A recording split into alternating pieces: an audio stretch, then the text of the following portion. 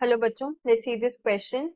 The question says all the members of a homologous series have same and the options are functional group, empirical formula, general formula and all of these.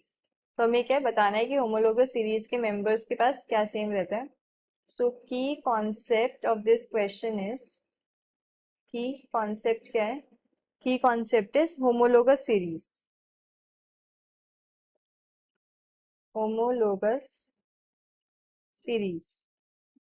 अब homologous series क्या होती है? ये एक sequence होती है compounds की जिनके पास सेम फंक्शनल ग्रुप प्रेजेंट होता है और इनकी सिमिलर केमिकल प्रॉपर्टीज होती हैं, जिसमें जो मेंबर्स होते हैं सीरीज के वो ब्रांच भी हो सकते हैं और अनब्रांच भी हो सकते हैं.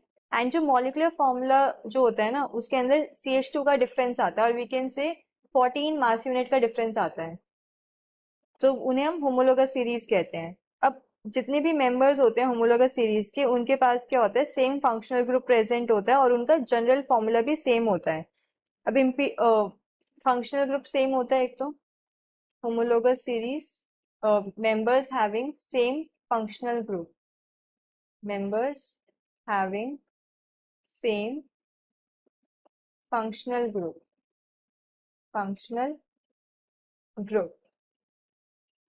एक फर्स्ट पॉइंट ये. सेकंड पॉइंट ये कि उनका जनरल फॉर्मूला भी सेम होता है. General formula same, formula same. अब जनरल फॉर्मूला सेम, जैसे सपोज मैंने एग्जांपल लिया, अगर मैं होमोलोगस सीरीज ऑफ एल्केन की बात करूं तो एल्केन के अंदर क्या होगा? सारे एल्केन्स ही आएंगे.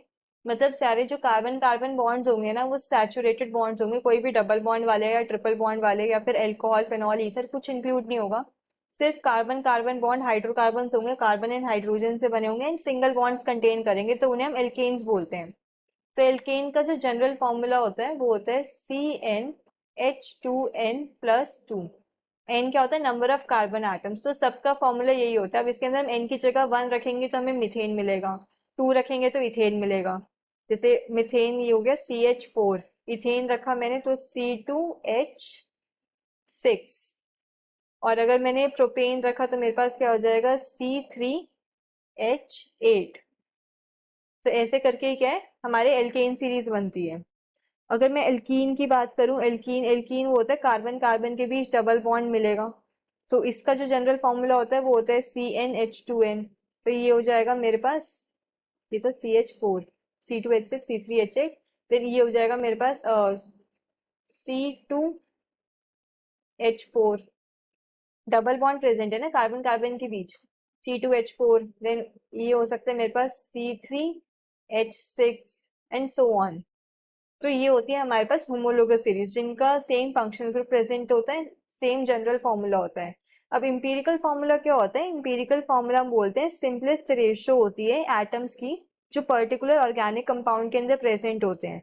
अब क्या, ऑर्गेनिक कंपाउंड का फॉर्मूला डिफरेंट होता है, डिफरेंट ऑर्गेनिक कंपाउंड उनका फॉर्मूला डिफरेंट है, तो जो सिंपलेस्ट रेशियो आएगी वो भी डिफरेंट आती है. वो डिपेंड करता है क्या, उसके फॉर्मूला पे डिपेंड करता है.